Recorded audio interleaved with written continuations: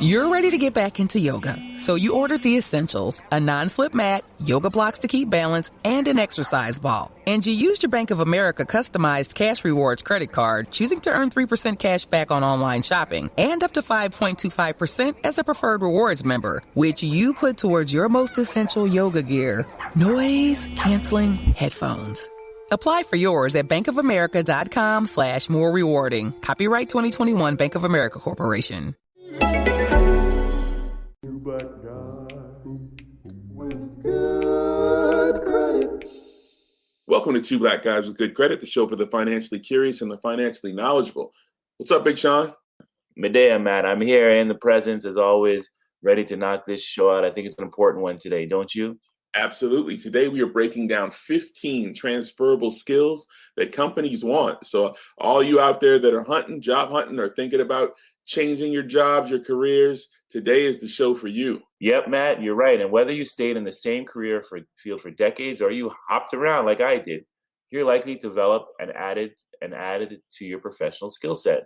Some of these skill sets are more job specific, while others are like understanding how to use certain platforms or tools. But others are very transferable, such as strong leadership or critical thinking skills. Absolutely. Well, this pandemic has changed a lot, and the work world has changed in many ways. Some of the changes are temporary, but some are likely permanent. So whether you're on the job hunt for a new position because you have to, or if you decided it's just time to make that change, these transferable skills we're about to break down can help you land that new job. So no matter how unmatched your skill set might appear to be, you might be able to, readjust your, how you present yourself. And some of these skills might just set you up to get that next job. And, Matt, I think we should step back a little and just get into what exactly are transferable skills? Skills, in just a quick definition, they're skills that exactly what they sound like. They're skills that you use in every job, no matter the title or the field. Some transferable skills are hard, like coding or data analysis, and others are soft skills like communication or relationship building. Think of transferable skills as part of your career tool belt. Got it. Well, versatility is the name of the game in the job market. So a tool belt is a very important way to view your skill sets. Employers want people who can do multiple things, fill different roles if needed. And when you have the skills that apply to a wide variety of things, employers will take note. Transferable skills basically are essential to landing your next job. So luckily, you are constantly developing new skills through your life. So your professional experiences, it all matters and it all contributes to these transferable skills. But it's your job to identify these skills and turn them into your unique selling point. You got to market and promote and sell yourself. So you got to figure out how these skills will help get that next gig. So no matter where or no matter what you do, you have skills. So as long as you can figure out how to sell your skills to a hiring manager, you'll be in a good position. Exactly, Matt. You have skills too, Matt. And maybe not on the basketball court back in the day, but you have skills. Whoa. I'm kind of nice. I'm fundamentally sound. I can set a mean pick. I'm shut. So set a mean pick anyway. Some of the skills that are transferable, Matt, that people can use every day. And my number one that I want to start with is problem solving. Okay. And I love critical thinkers. I really do. And, I push my kids into critical thinking, and because I think it's so important. And your problem solving skills help you not only identify that there's a problem, they also help you identify what's causing the problem and find a way to implement a solution. Employers appreciate when an employer identifies bottlenecks or inefficiencies in a process or procedure. However, they are even more appreciated when staff also offer solutions to those issues. This is so important because I've worked with so many people, Matt, that always want to complain at work, but don't have solutions, don't want to be proactive. If you want to get ahead in your career, whatever you choose to do, you need to be problem solving oriented. If you don't have a solution to the problem, then, don't bring it up. Think of outside the box and think of ways in which you can make your company grow and you can add value. So important, regardless of what you do. I don't care if you're working the line. Absolutely. I mean, I know we talk a lot on this show about entrepreneurship, but being an employee or having a job where you report to someone else's business, sometimes people's mentality, they act as if they don't take ownership. And it's like the best way to really shine at a job is to really take ownership and solve problems. Like, don't wait for someone to tell you that, you need to mop up that spill, or don't wait for someone to tell you to respond to that email. Don't wait for someone to, there's certain things that maybe you might need to get advice or speak to someone above you or upper management. But there's a lot of times people are just, their mindset is not taking ownership of the job or caring. So I agree. Problem solving is a huge transferable skills that companies want. So number 2 on our list, analytical reasoning. So analytical reasoning, basically, it's similar to your problem solving skills. You take the larger problem and you break it down into smaller problems and identify solutions. To put it another way, employers want staff who can find logical solutions to the company's problems. Exactly. Just be smart. I love that. And even be able to not only break it down, be able to kind of allocate it. Say, okay, Matt, this is how you're going to help solve. Sean, this is how to be your part in it. Like a team effort. You're able to see things through and understand how they work and what can make it and what can solve the problem. I think this is another skill. You parents that are listening to this show, outside of school, especially if your kids are in college or in high school, these are the things conversations you need to be having with your child, because this is not taught in textbooks. And this is the things that employers are looking for. Can you break down problems? Can you help resolve them? Nobody likes a Debbie Downer at the workforce. And there seems to be so many of them that just complain, but have no added value. So these are hot. I think we can end the show just on these 2 alone. But we got more, so don't stop there. The next one is it sums everything up with the first 2 we just mentioned. I even said this word throughout. It's critical thinking. Similar to problem solving and analytical reasoning, critical thinking is the evaluation and interpretation of information to make a judgment, come to a conclusion, or choose a course of action. It's more than reading something and saying, well, this must be true. It's looking at the evidence and evaluating to help decide if the information is more opinion than fact before using it to back up a decision. And, I look at people that go to meetings and just want to be spoken, just want to keep saying something, but then have no critical analysis behind it. Well thought out answers are so attractive in the workforce and such a transferable skill. So, I think, like I said, once again, one of the things I love about this list, it doesn't matter what you do. These are all skills that you need and what the employer is looking for. Well, next up, regardless of the position, because the next one, people might think it's going to be for upper management, but it can be from the top to the bottom. It could be an entry-level position. But the next trait or transferable skill is leadership. Even if you are, like I said, an intern, you can lead in your group. If you're, it's leadership skills aren't only your ability to supervise and manage a team. Basically, leadership skills are also your ability to take the lead on a project, to get the team to follow through and accomplish shared goals. Leadership encompasses many additional transferable skills like communication, problem solving, and relationship building. But like I've seen and I've been in my own career, and you like, I remember at one of the jobs I had, every summer we would bring in a new batch of interns. And it was cool because you could see after first or second week, like, oh, that kid right there, he's got it. Or that young lady right there is sharp. And you can see the leadership and just the you can just identify those traits immediately, after being around these people for a week or 2. But you can, at any level, you want to be a leader. Exactly. And I don't think people should think that leadership skills, you're just born with it. No, you can grow into becoming a leader. You can push yourself to take on leadership roles. Hiding behind the desk or hiding in the background, not speaking out, is something you have to grow out of. You have to learn. Nobody can represent yourself better than you, and and be confident in what you say. You may not always be right, but people respect people that are going to take that role, take that initiative, lead people through a problem. Is something that is very attractive once again, and that you should really try to hone your skills and get better at. So you said something, not to cut you off, but speaking. You said speaking, and I think that's, especially like when I'm talking about like entry level or young people in the beginning of your career, the people who even just speak and talk to their management or talk to their coworkers or ask questions, as opposed to just kind of lurking in the shadows or trying not to, don't be that kid in class who doesn't want to be called on. Like, just being able to speak up is a form of leadership, in my opinion. Yep. And it's breaking that shyness and thinking that even if you're smart, like I've been around people, Matt, too, that are extremely smart but don't have leadership skills.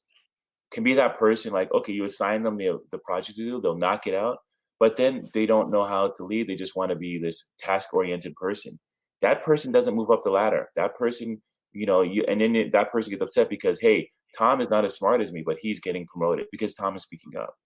One last thought on this. Leadership doesn't always mean having the answers. Leadership is understanding how to communicate and find the answers, or speak to people and motivate people. It's like, and so don't think you have to know everything to lead. It's just understanding how to get the best out of your team, or be a team player. But, I think we've covered leadership. Yeah, and I'm going to close it out here because we're both sports fans. And, if you want to see leadership, just watch sports, watch people like Michael Jordan, Kobe Bryant, LeBron James. Absolutely. They really define like what leadership is, how they huddle their teams together, how they motivate the players, So this is where you have to be when you're part of a team to lead. And you can also look at great coaches as well that do similar things. So yes, I think we've killed leadership. So let's go to the next one, Matt. And I like this one because coming as an immigrant here, I had to learn this quickly, which is adaptability. As you work in a role, you may discover you need to adjust to due dates, workflow, or even how to approach your job. In some cases, you may need to learn new skills to help get the job done. Pivot often happens in business, whether it's strategy or product line, demonstrating that you can adapt to change so that you're able to grow with flow while maintaining a positive attitude and getting your work done. So important. People are resistant. You're naturally, myself included, we're naturally resistant to change. But you have to kind of change your mindset and welcome change.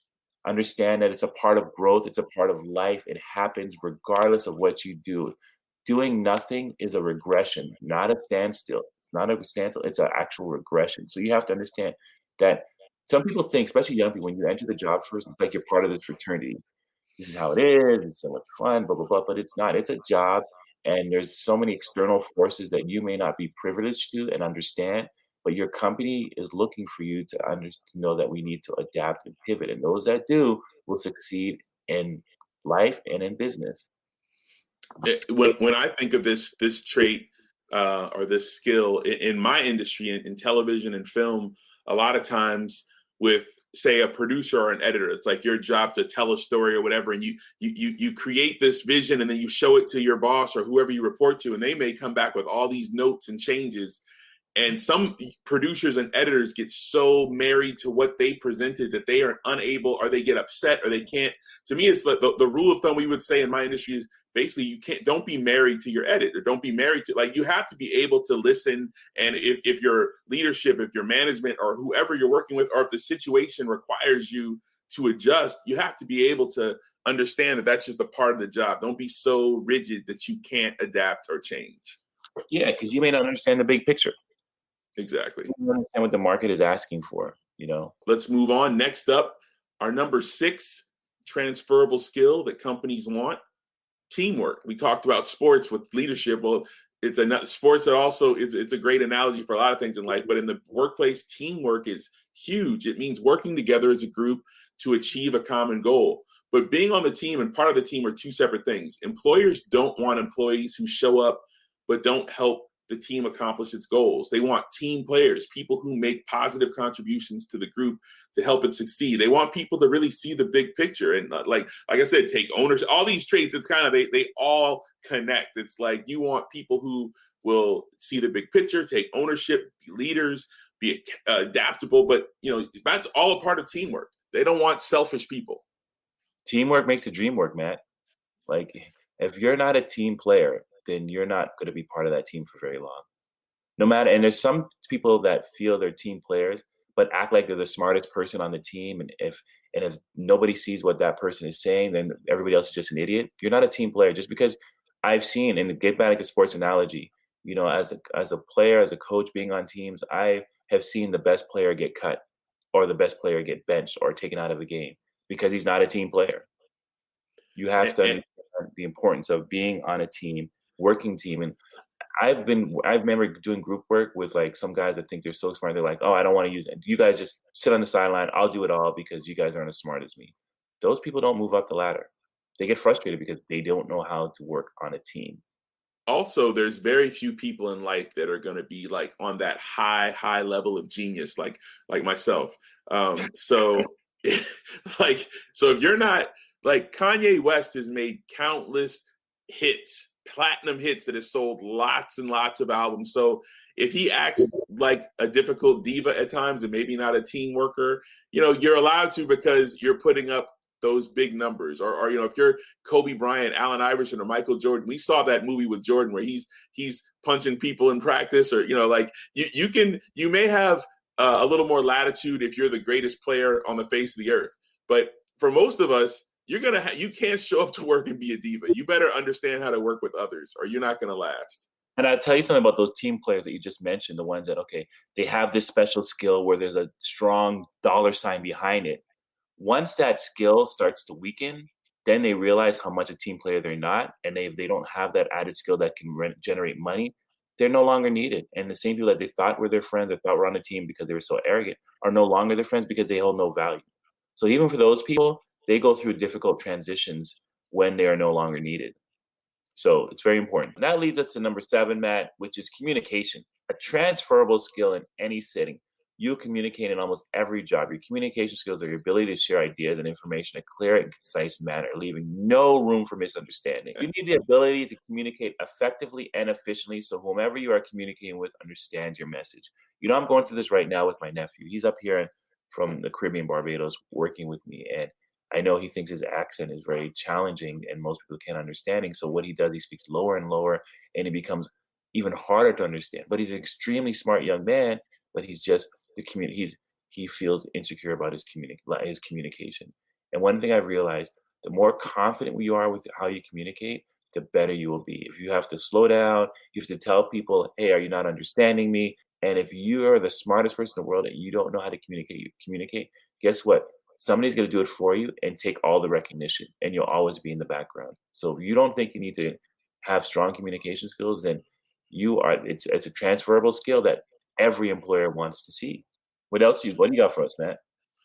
Well, the next transferable skill is writing. So similar to communication, the verbal coming out of your mouth, there's emails, text, there's written communication, there's writing up pitches or proposals, or writing up things for whatever industry you're in. The ability to write is a communication method that's super valuable. While writing may not be the primary task of every job, given the nature of modern business, writing skills have become an essential element for most careers. Employees with effective written communication skills can convey messages and information clearly, despite the lack of visual cues. So yeah, basically communication verbally and communication written. Like I said, those emails or writing, whatever you're doing to give out in this day and age on the internet, what do you call it? Instagram, or if you're doing marketing or whatever, being able to convey powerful messages in 30 characters on Twitter or whatever. But yeah, writing is a very valuable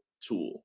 Yeah, your writing is the reflection of you. No matter every email you send, every text message you send, that is a reflection of you, and you always must keep that in mind. I try to always stay professional in my text and email, especially with employers and stuff like that. Even if they go, as Michelle Obama says, if they go low, I stay high. I try to keep it always on a professional level because I don't know who this is going to, how far it will travel. Next one I like to talk about is listening skills, Matt, especially active listening skills. Those are such transferable skills that cannot be overlooked, especially if you're in management. To solve a problem for a client or resolve team conflicts, you have to be able to listen and understand what they are saying. If you aren't a good listener, you may not truly understand what the speaker is trying to convey. And some people think they have this listening skill down pat. And you'll see, you'll explain something, and before you can even finish, you're ready to jump in and talk over you. They're ready to jump in instead of just taking a breath and listening. Like, I'm working with this architect, and one thing I'm enjoying about him is how well he listens to me, how well he just takes a moment to take in what I'm saying, and he can transfer my ideas to drafts and drawings and stay within, like, hey, what does this client want? How can I serve this client best? Well, there's an old adage that you have 2 ears and 1 mouth, so you should listen twice as much as you talk. And I think that sounds country. I like it. Well, yeah, it probably did come from the country. There's a lot of good old country sayings, but I think it totally is applicable. And some people who just motor mouth, and at an office where we're talking about leadership and teamwork and all these other skills, like listening is a big key part of that. If you're not listening, Like you're not being a good teammate. If I'm trying to communicate something to you and you're like cutting me off, or you're not paying attention, you're not connecting, that's not going to lead to success. So listening is huge. So next up on our list of the top 15 transferable skills that companies want is creativity, something that Sean doesn't have much of. I'm kidding. I'm joking. Sean's very creative. Creativity. I like all my creative ideas, but I think I have to.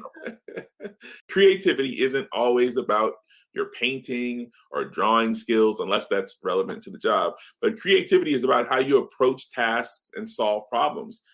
Are you an out-of-the-box thinker? Do you employ novel techniques that help clients understand how to use a product? Creative thinkers find novel solutions to the problems they face. They use these skills that help their employer see things differently and solve problems in new ways. And I would simplify this to, like, in this day and age, with things like Google at our disposal, like, I hate when people say things to me like, they'll ask a question that is so easily Googleable.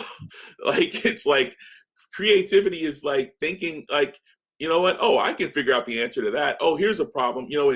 In 30 seconds, I can figure out how to fix this so I don't have to, waste time or call in the troops when it's something where, you can come up with an out of the box solution. But it's looking at things and being quick, smart, and proactive. But I love this one. Creativity is very important.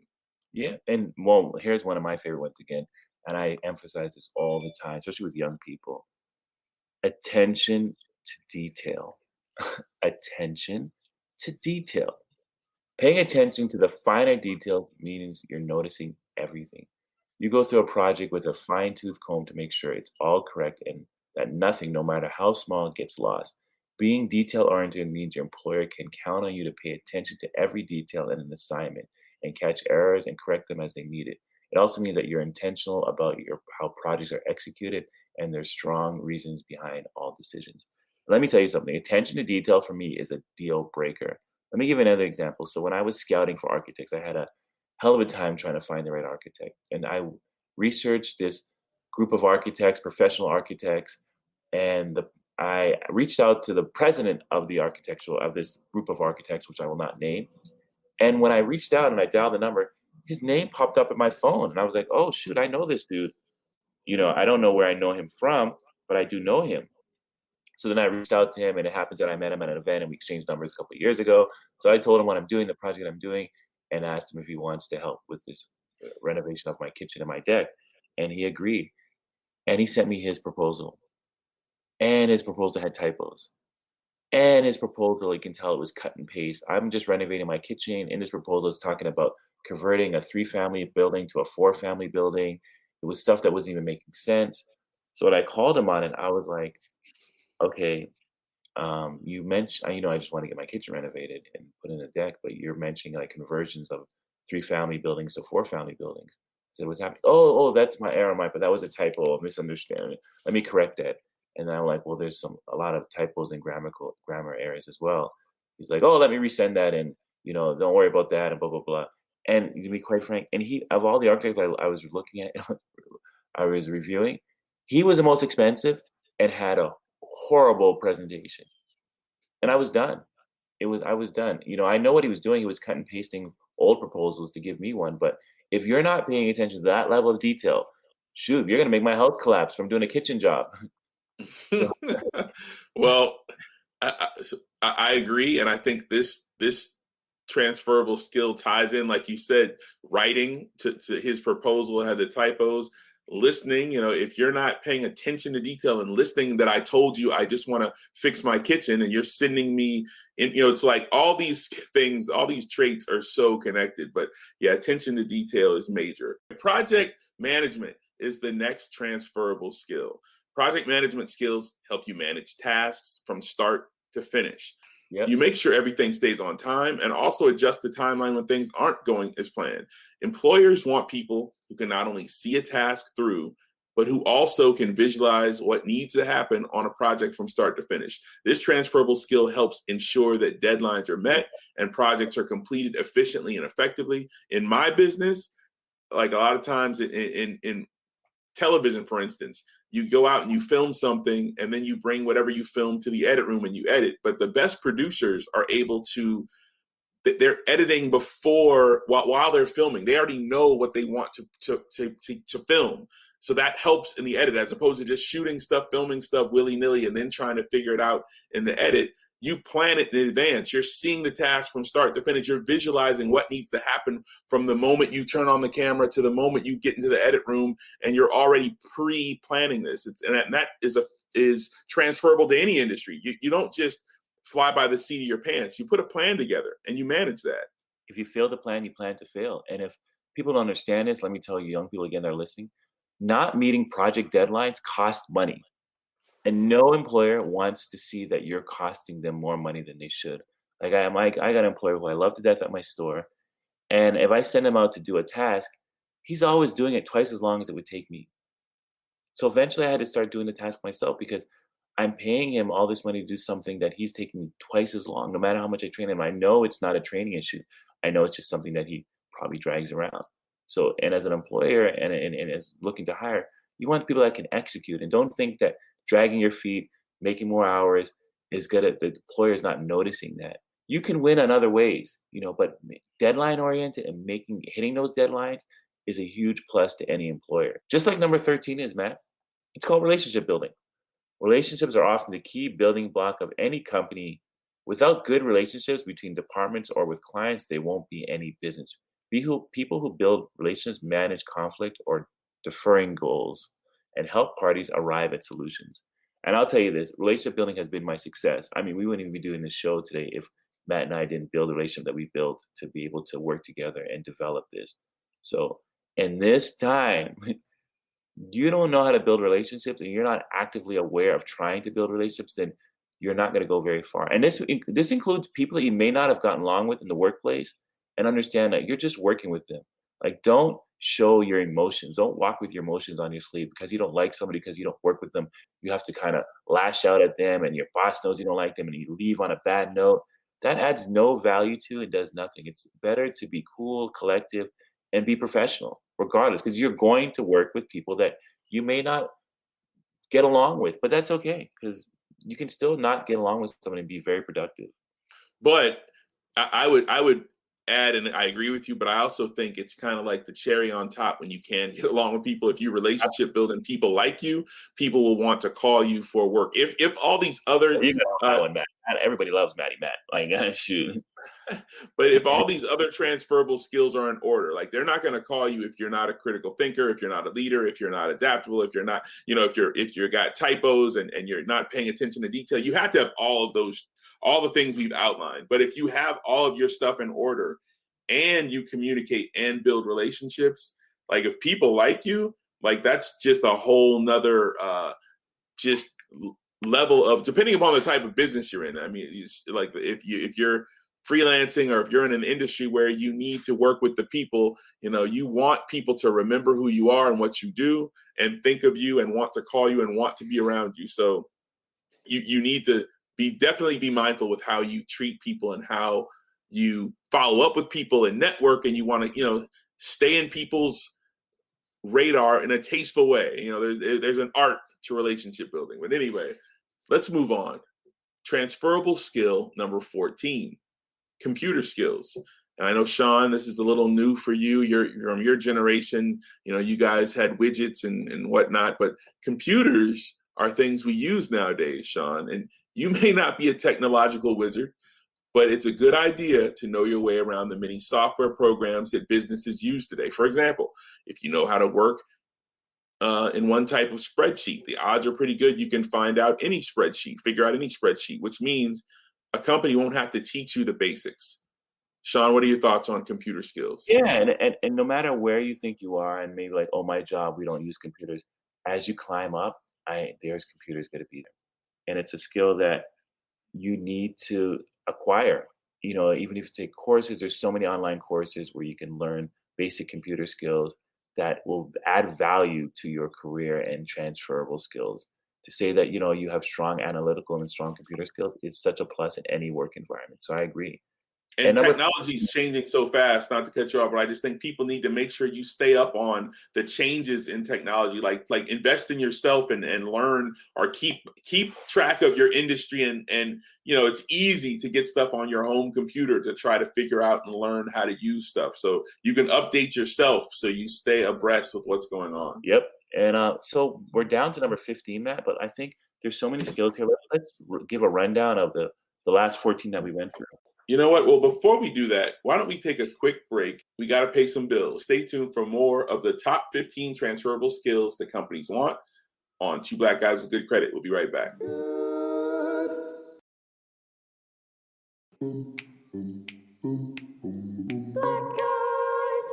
Welcome back to Two Black Guys with Good Credit, the show for the financially curious and the financially knowledgeable. Today, we are breaking down the top 15 transferable skills that companies want. If you haven't been writing these down, get your pen out because we're going to recap those top 14. And so here we go. Transferable skill number 1 was problem solving. Number 2, analytical reasoning. Transferable skill number 3, critical thinking. We had leadership at number 4. And then number 5, we have adaptability. Number 6, teamwork makes the dream work. Number 7, communication skills. Transferable skill number 8 was writing. Number 9, listening. Number 10, creativity. And number 11, attention to detail. Number 12, transferable skill was project management. Number 13 was relationship building. Number 14 was computer skills. And Matt, I'll let you talk about what number 15 is. All right. So people, our transferable skill number 15 that companies want are management skills. Management is so much more than assigning tasks. It's also making sure that people get things done and helping them overcome any stumbling blocks they may encounter. Management skills enable you to make sure that people are where they need to be and they are completing their tasks effectively, and also that their morale and their energy and they're having a good time, or they're feeling good about themselves.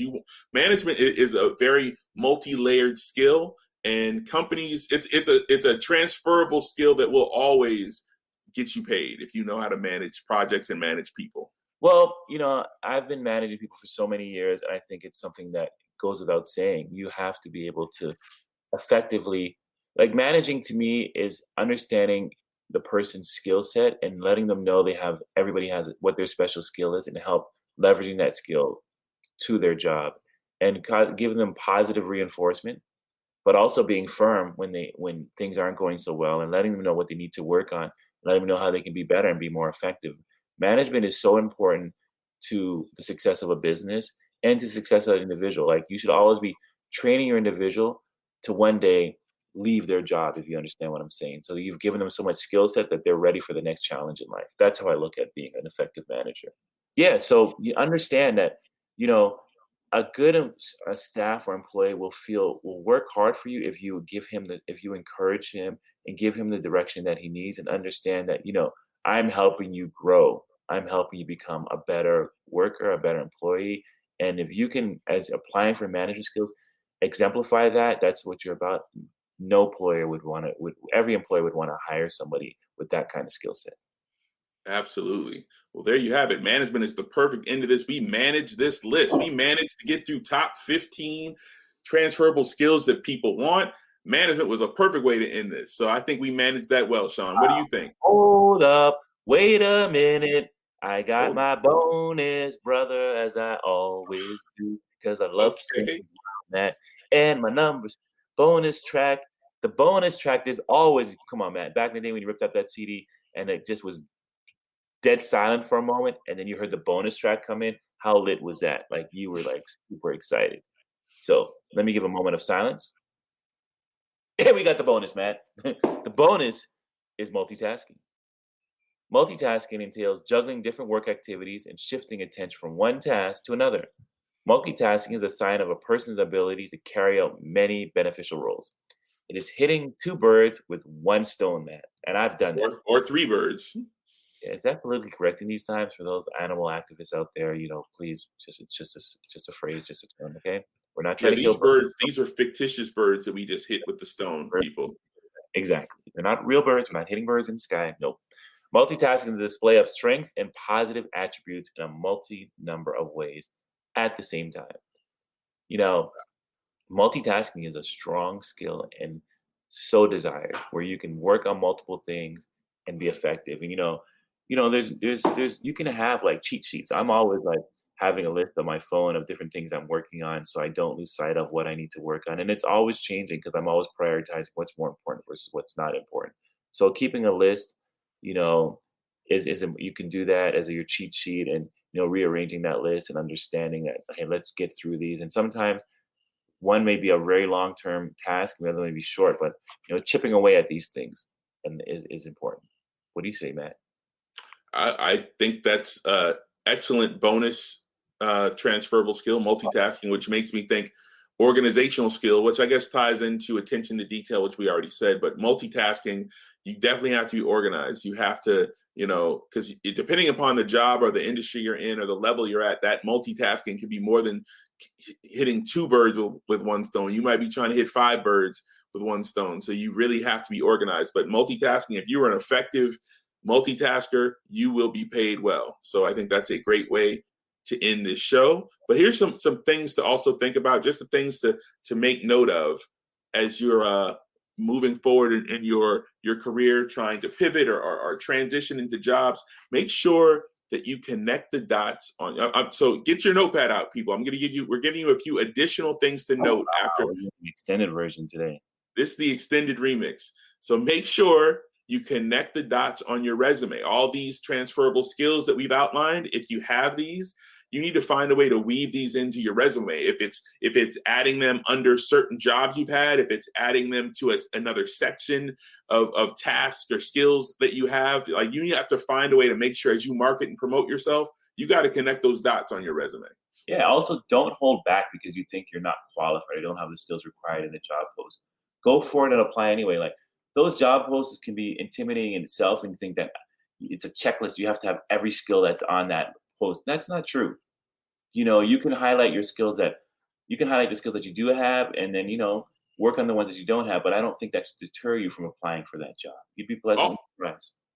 Also, focus on your skills and not necessarily the title. You have to pay attention to the title, but I'm saying if you feel like you can do this job and you have some qualifications that would make you a good hire for this position, focus on why you're that good, that skilled person for this job. Yeah, and your cover letter should explain why you're pivoting in a diplomatic way. Not because I hate my job, I want to get into something else, I'm just tired of this crap. No, it should be diplomatic and just say, hey, whatever way you can do it in a way that makes people feel like, okay, this makes sense. And our last additional note for you guys to think about is have multiple versions of your resume that are specific to the jobs that you're applying for. So, if you're applying for jobs that are vastly different, you don't just want to send that same blanket resume that doesn't necessarily speak to the specifics of the job. So I think we've covered it though, Sean. I think if people have been taking good notes, you should be able to rebrand and remarket yourself with all those skills you got. So go out there, people, and make it happen. Well, like I always say, nothing changes if nothing changes. And this is a perfect show that ties into that phrase. Like there's all these changes you can make into how you're presenting yourself. So go out there, get it done. I'm Matt Smith for Two Black Guys with Good Credit, and I'm out. Yeah, and actually, I learned from this show. This show was even just doing this show was a great lesson for me as well.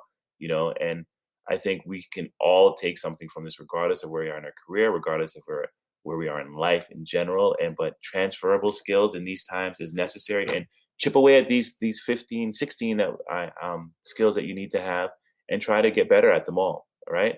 And I'm Sean Lynn, as you know, the better half of Two Black Guys with Good Credit. Today it's officially Two Black Guys with Good Credit. Karen is on vacation. She's in Jamaica. So I'm out, good people. As I say every show, your money is your money. Keep it in your damn pocket. Black guys. You decided to upgrade your outdoor deck, so you ordered the essentials, a power washer, a set of patio chairs, and a shiny new grill. And you used your Bank of America customized cash rewards credit card, choosing to earn 3% cash back on online shopping and up to 5.25% as a preferred rewards member, which you put towards your most essential deck addition, a bird feeder. Apply for yours at bankofamerica.com/more rewarding. Copyright 2021 Bank of America Corporation.